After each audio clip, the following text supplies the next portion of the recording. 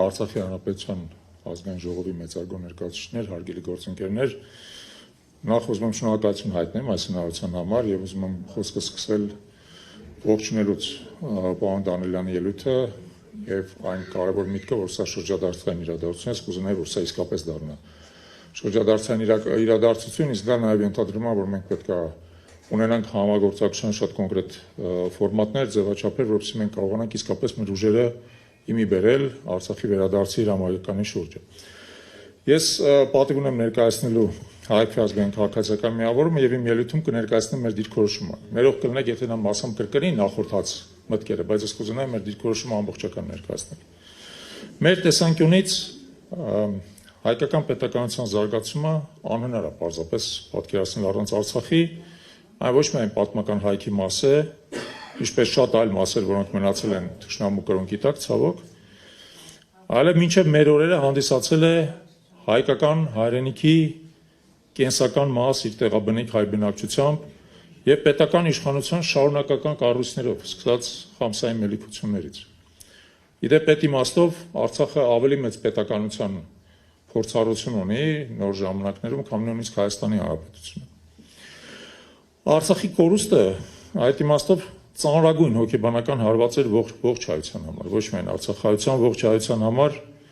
իսկ Հայաստանի անվտանգությունն էլ արդյունքում դարձել է ծայրահեղոցելի, մենք բոլորս դա գիտակցում ենք, եւ դա արդեն շարքման առարկա է դարձել թուրք-ադրբեջանական թշնամական տանդեմի կողմից, որը արդեն Հայաստանից է պահանջում պարզապես անհեթեթ զիջումների գնալ եւ տարածքային զիջումների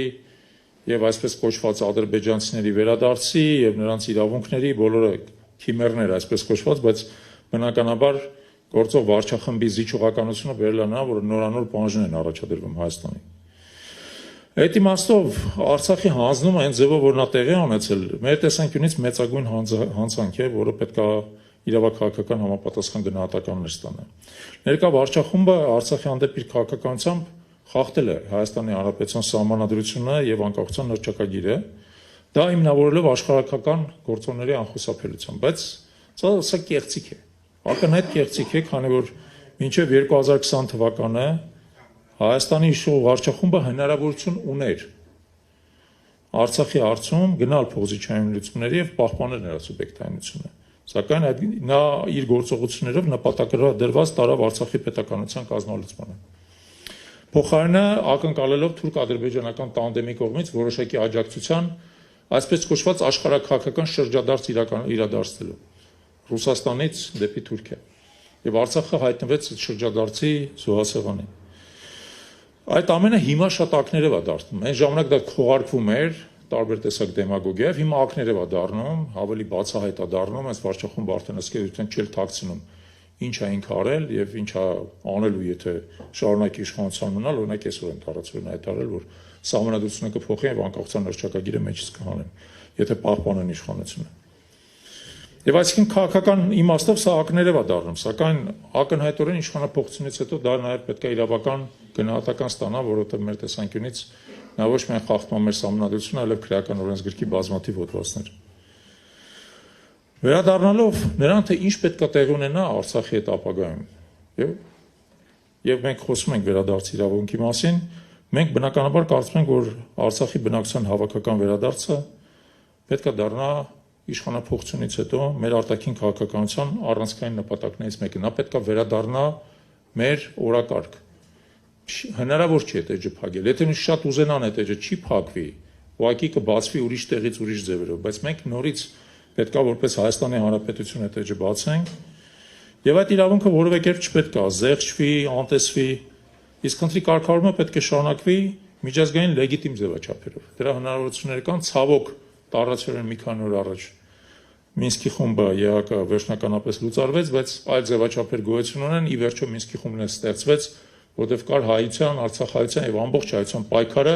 եւ դա հարկադրեց ըստ էության այդ խումբը ստեղծել։ Հիմա էլ եթե մենք մեր մեջ պայքարի նոր ուժ ու եռանդ գտնենք, մենք կհասնենք նրան, որ միջազգային նոր ձևաչափեր կառաջանան։ Այդ իմաստով իշխանապողությունից հետո Հայաստանը միջազգային բոլոր հասու ատյաններում, ներառյալ նաև շատ կարևոր է դատական ատյաններում, պետք է հետևողականորեն գործի պաշտպանություն Արցախի սուբյեկտայնության վերականգնման եւ հայ բնակչության իրավունքների պաշտպանության։ Եթե նույնիսկ, եւ մենք դա գիտակցում ենք,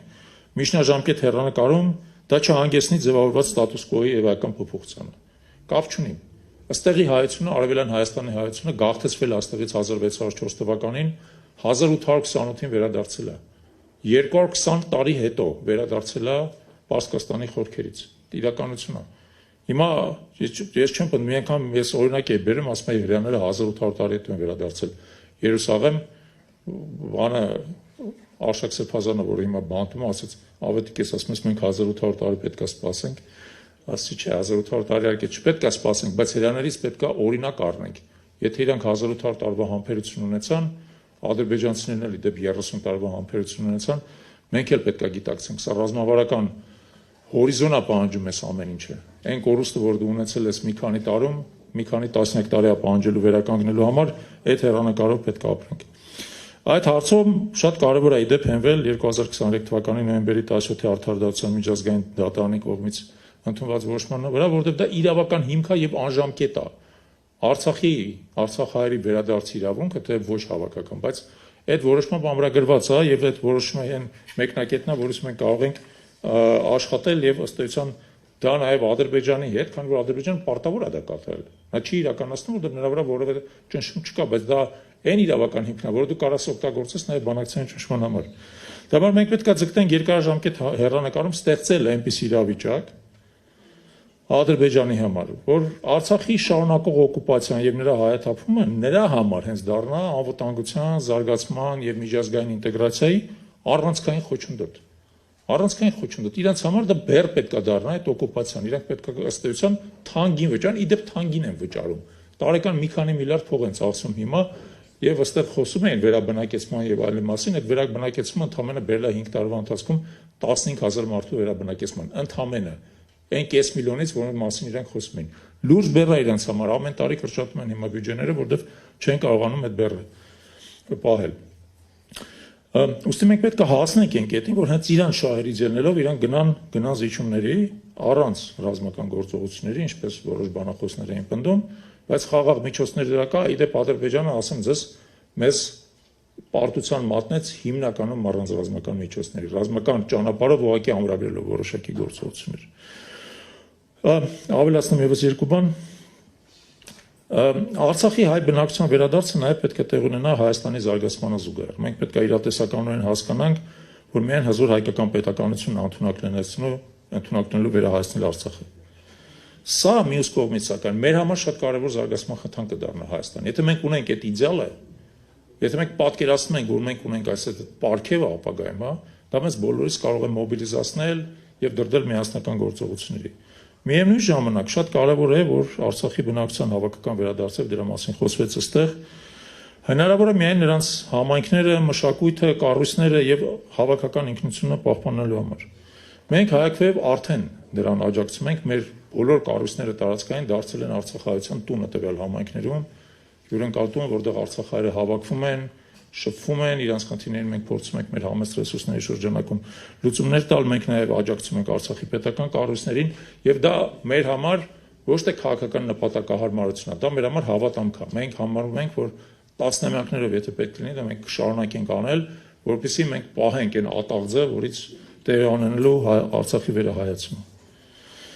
Եվ մենք այդ իմաստով շարունակաբար բարձրաձայնելու ենք, որ Արցախի հայ բնակչության վերադարձ իրավունքը մեր կարևորագույն գերակայությունն է, երբ որ մենք երբևիցե լինենք իշխանության մեջ, դա շարունակելու է լինել մեր գերակայությունը, դա նախընտրական ինչ-որ մի բան չի, կոնյունկտուրա չի, միշտ լինելու է մեր գերակայությունը, եւ դրանով մենք հիմա էլ արդեն օգտվելով արդից ուղերձ ենք հողում եւ Ադրբեջանին, եւ մեր տարածաշրջանի մյուս տերություններին, եւ նաեւ մեր Արցախայությանը, որ Արցախի հարցը փակված չի եւ ի վերջո միջազգային իրավունքին համաձայն չհանգուցալուծում պետք է ստանա։ Արցախը մեր հայրենիքն է, մեր օրանը, եւ այն նորից պետք է դառնա հայկական։